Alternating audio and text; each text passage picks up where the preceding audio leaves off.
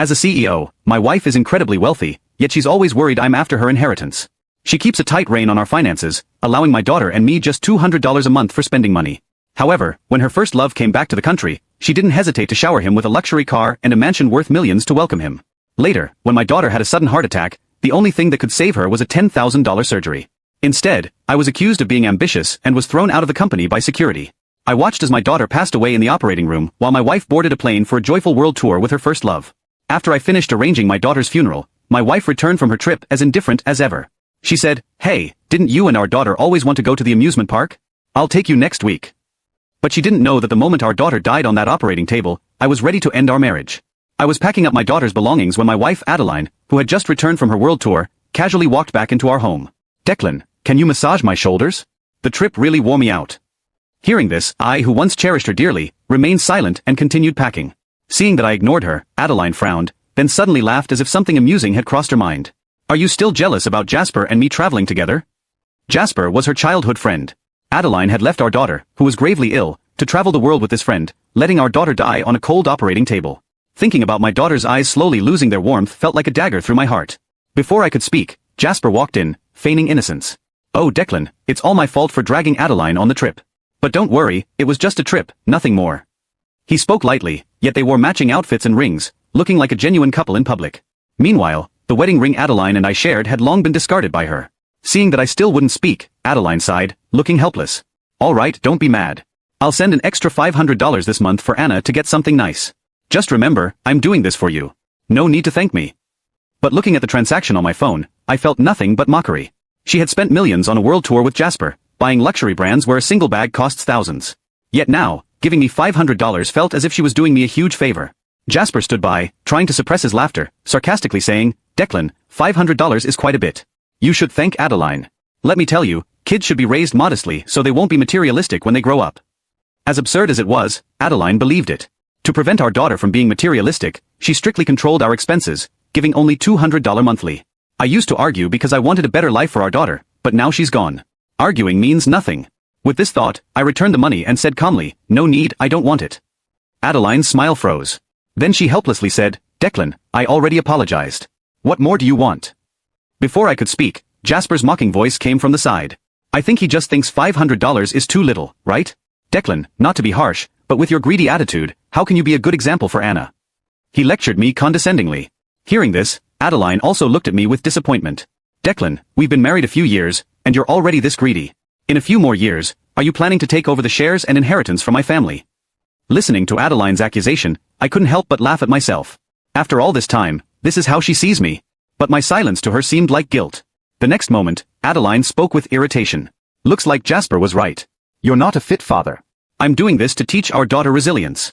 If you keep this up and Anna turns out materialistic and greedy like you, can we still call this a family?"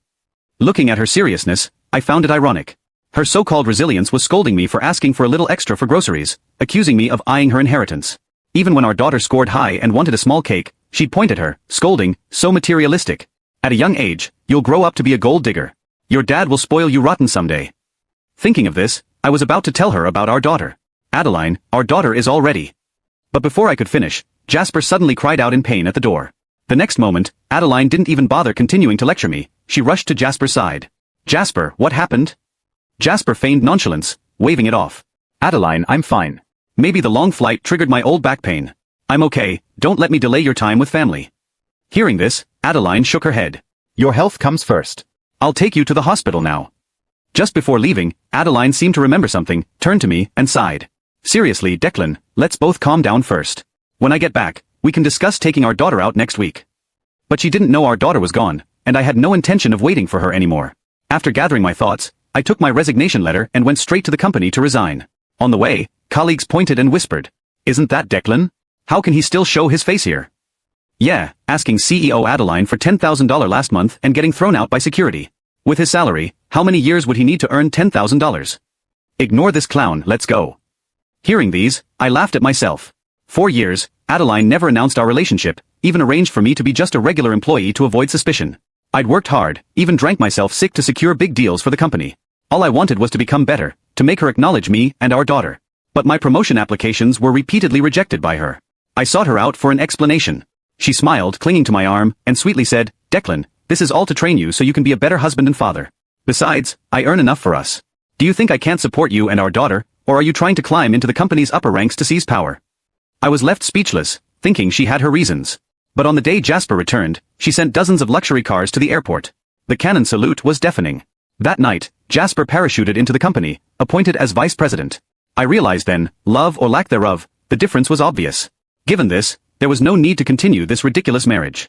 I submitted my resignation and stepped out of the company. I expected to feel heavy-hearted, but I only felt relief. For years, like a bird with clipped wings, I'd been trapped in a cage, oppressed. Now I see freedom ahead.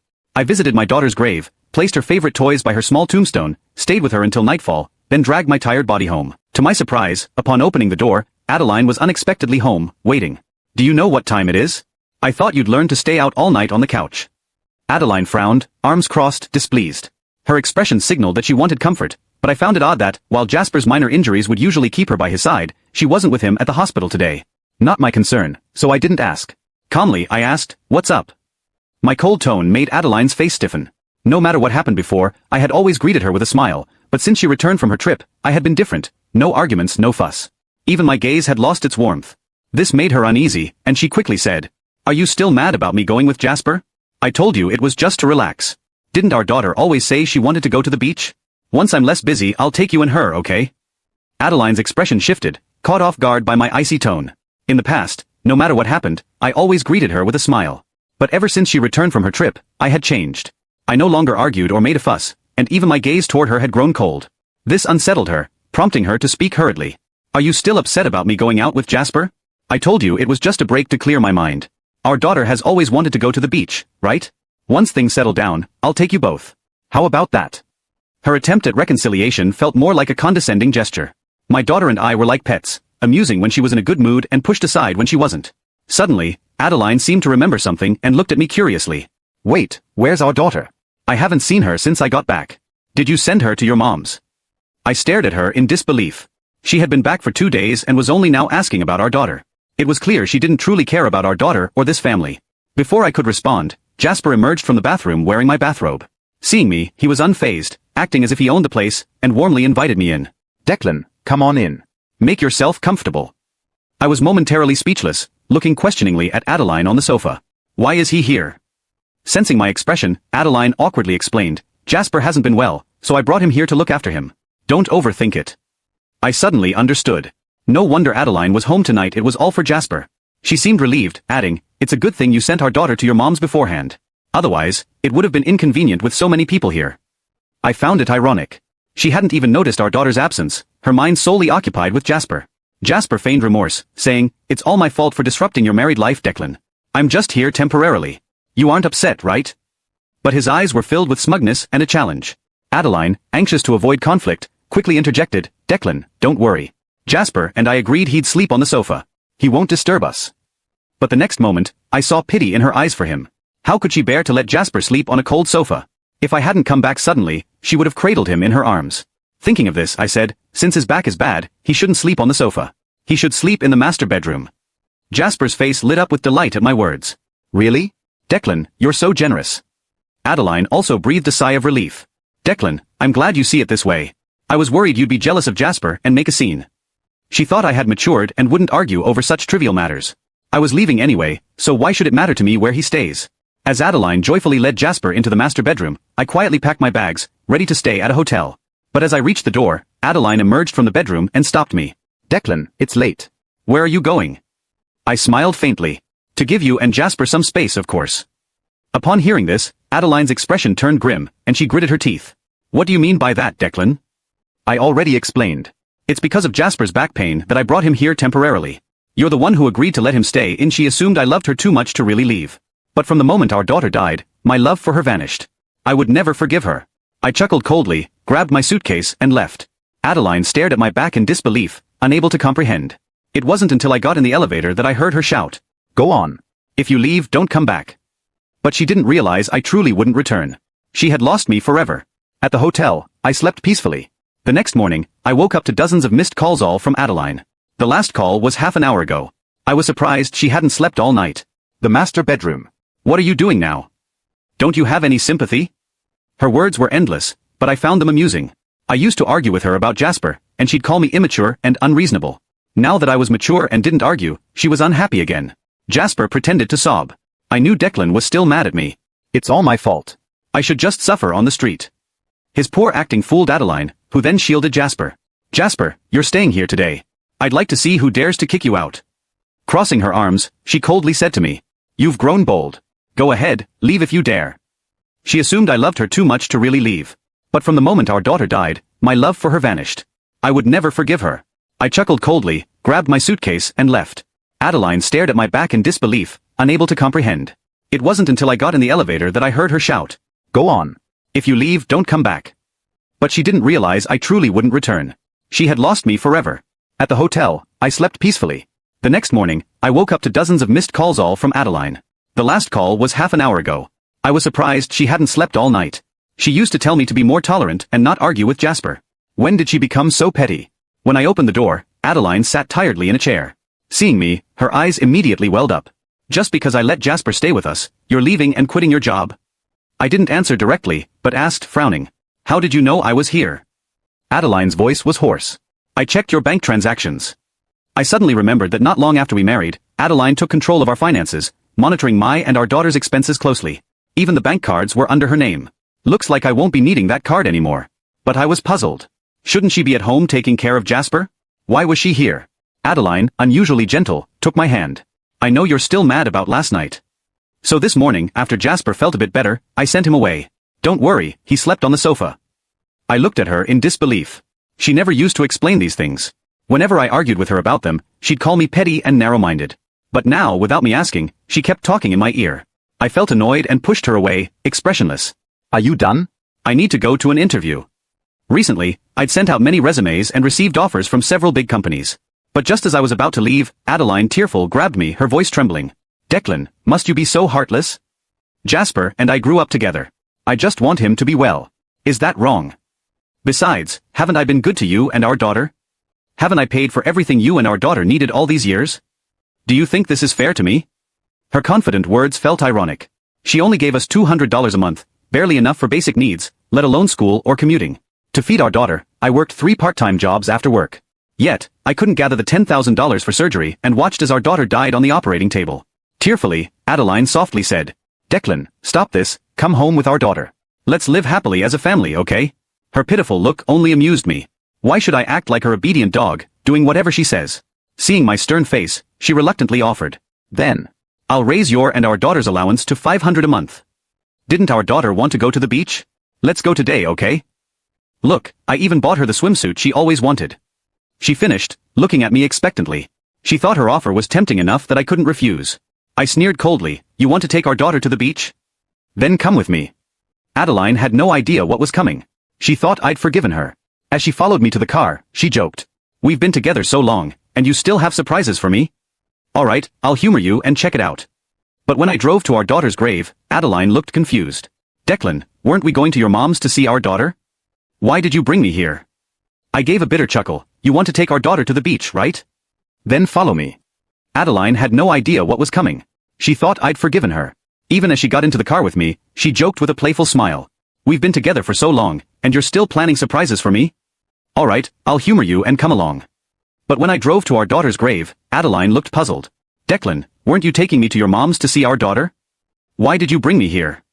The moment Adeline saw our daughter's photo on the tombstone, the swimsuit she had bought slipped from her hands. Become Svipple, read all SVIP stories. What is this?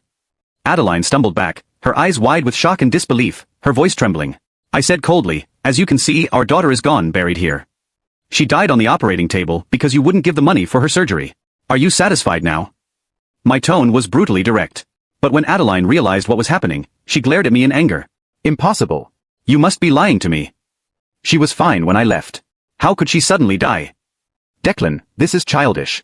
I just went out with Jasper for a few days, and you're so jealous that you made up this story to get back at me. Her eyes were cold as she threatened. Where is our daughter? Hand her over. I'm worried you'll corrupt her. Seeing her refusal to face reality, I calmly took out our daughter's medical records and death certificate from my bag. If you still don't believe me, you can call to confirm. Adeline gritted her teeth and defiantly said, Fine, I'll confirm it right now. She dialed the hospital's number, but as she listened, her face grew paler. It was quiet around us, but I could still hear her conversation with the doctor. The doctor's voice was filled with pity and regret. That little girl was so unfortunate. If only the surgery could have been done with $10,000, she could have survived, but alas. Whatever the doctor said next, Adeline couldn't hear. Because at that moment, something inside her broke. She looked up at me, her voice trembling. So when you asked me for $10,000 that day, it really was for her surgery and not a lie? I pressed my lips together pain. It was silent around us, yet Adeline's mind was filled with turmoil. Is this really our daughter's grave? Declan, why are you just standing there? Say something. Adeline's eyes were red as she shouted at me. For a moment, I felt a lump in my throat. I shook my head sadly. All these years, I never wanted to threaten your position or take your inheritance. My biggest wish with our daughter was for you to love us a little more. So even when you only gave us $200 a month for living expenses, I never complained. Because our daughter loved you, and I wanted to give her a complete family. But I never thought that this small wish would become an unattainable dream. Because of your narrow-mindedness, our daughter died. You are the one who killed her. By the end, I was sobbing uncontrollably. For the first time, a trace of panic appeared on Adeline's usually composed face. She rushed over and grabbed my hand. No, it's not like that. Declan, let me explain. I just didn't want our daughter to become materialistic. I didn't intend to hurt her, I didn't know. Get away. I coldly shook off her hand, feeling a raging fire inside consuming my sanity. Even at this moment, her first thought was to argue, not to repent at our daughter's grave. I felt our daughter's death was in vain. Adeline, let's get a divorce. I never thought those words would come out of my mouth, but now my toe was extremely calm. Adeline was stunned, unable to believe her ears. I looked at her and spoke coldly. While you were out on your world tour, I thought a lot. Maybe we really aren't from the same world, and that's why so much misfortune happened. And now it's time to end all of this. My ideal was just to live a stable, simple life with my wife and daughter. But Adeline loved power and excitement. We were two parallel lines that crossed due to some mistake, leading to this tragedy. Now, I just want to quickly end this mistake. I thought Adeline didn't care much for me or our daughter, so she would accept all of this calmly. But to my surprise, Adeline panicked and hugged me tightly, pleading desperately. Declan, I know our daughter's death hit you hard, but don't act rashly. Let's talk this through. But just as she finished speaking, she got a call from Jasper. Something happened to me, Adeline, can you come quickly? On the phone, Jasper's voice had a hint of tears. Seeing this, I just chuckled coldly. If you're busy you can go. I'll stay here with our daughter.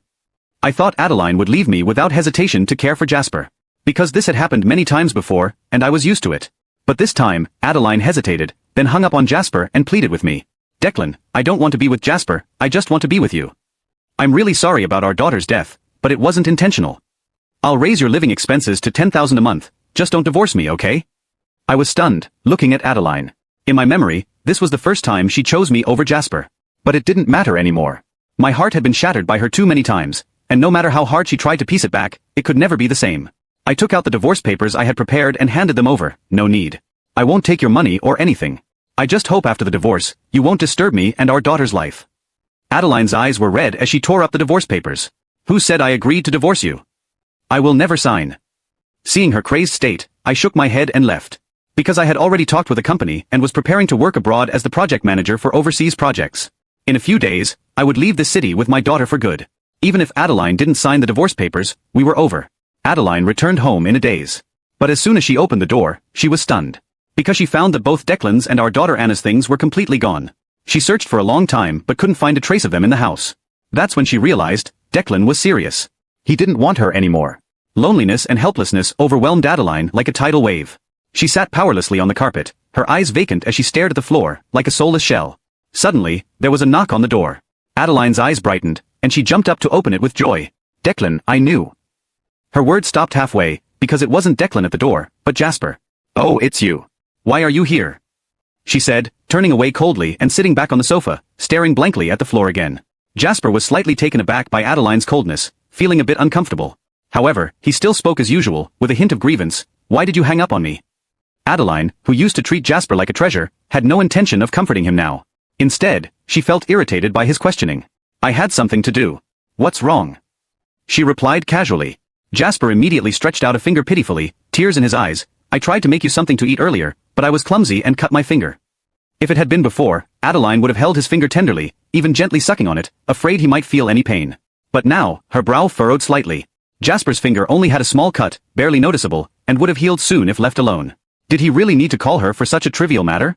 She couldn't help but think of me, because I had always been strong and independent, never complaining about such small injuries.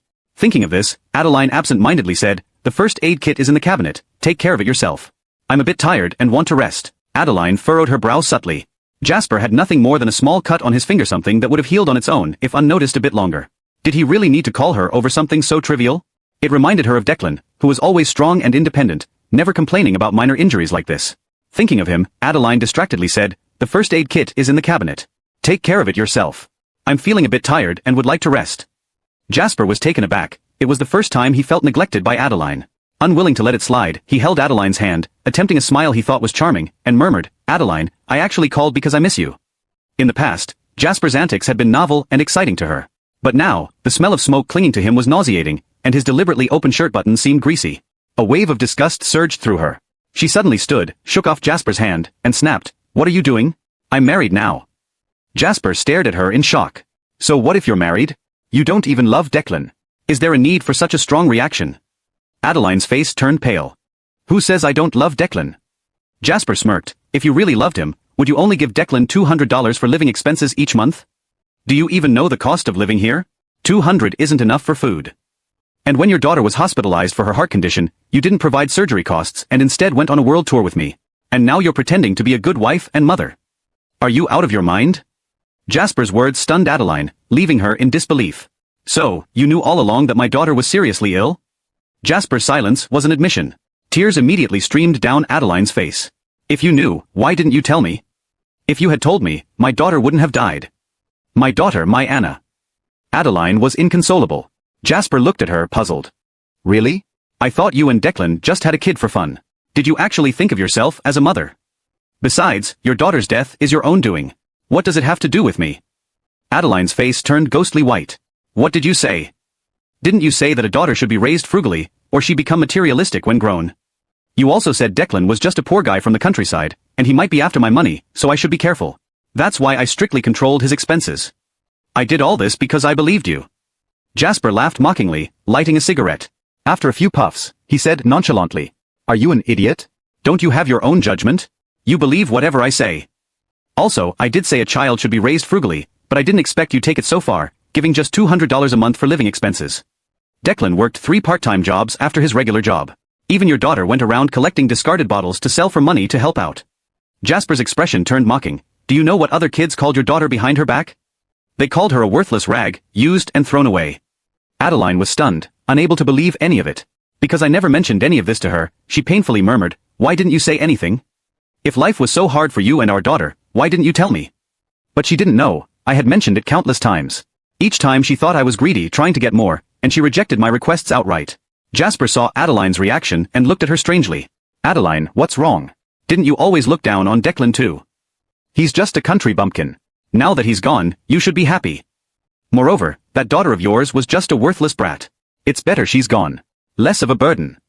Saying this, Jasper leaned closer with a malicious smile. "Adeline, let's not waste time.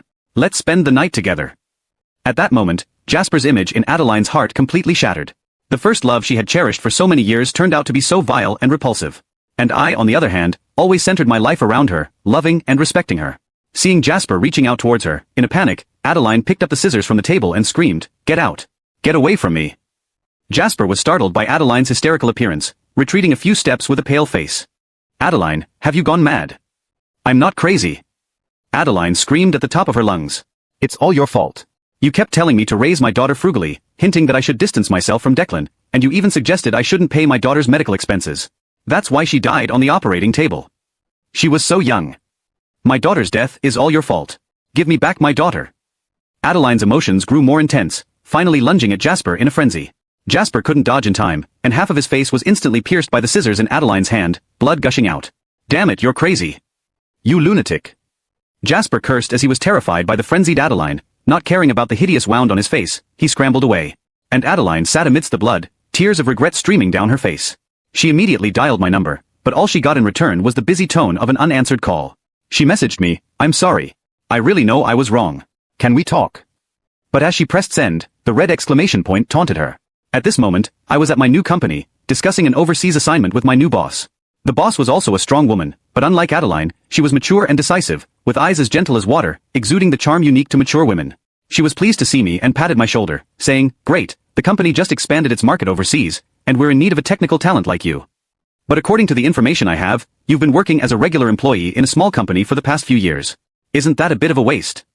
To her query, I simply smiled and replied truthfully, I used to work under my wife, but I've come to my senses and am preparing for a divorce. She paused for a moment, then offered comforting words like a seasoned advisor, losing you is her loss. Work hard here, and I promise within half a year, you'll achieve financial freedom. We had a pleasant conversation and were about to arrange dinner together. Unexpectedly, right at the company entrance, I saw Adeline. Adeline looked disheveled, her hair messy, and her makeup long ruined from crying.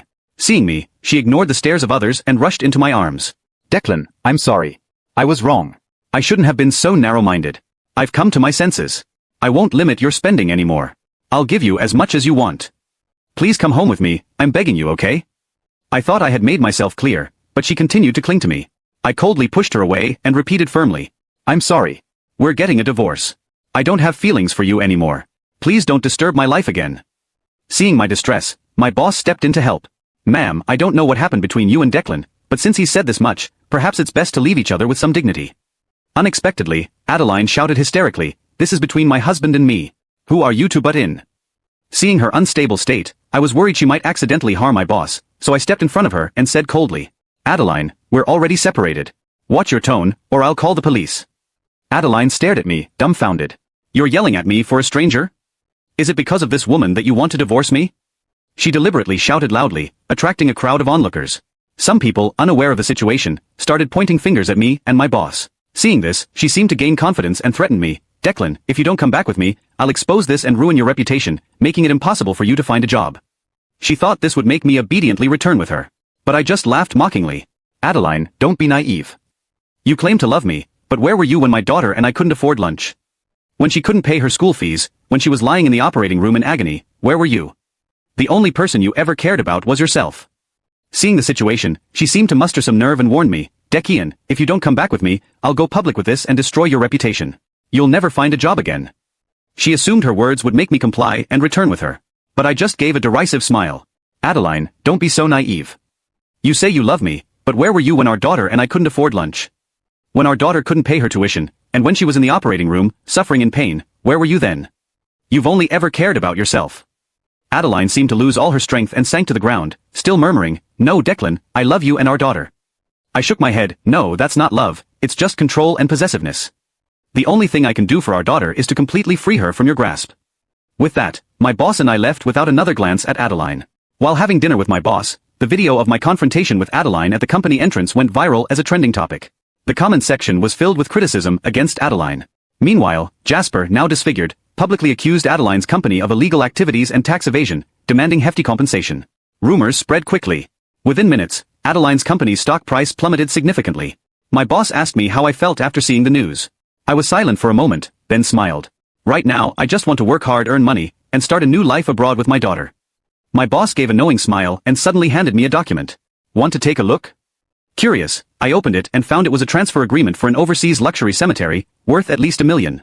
I looked at my boss in surprise. He calmly said, this is a reward for your dedication to your daughter. I hope you won't disappoint me. At that moment, words couldn't express my feelings. I could only work hard to repay my boss for his kindness. 2 days later, I went to the airport with my daughter's ashes. Unexpectedly, just before boarding, Adeline appeared at the airport and spotted me in the crowd. Honey, let's go home together. I'll give you all my money. She pulled out a small card from her pocket, nervously handing it to me. But it wasn't a bank card, just a piece of colored paper. Her eyes kept darting around, as if she was afraid of something. I was startled by her mental state and stepped back.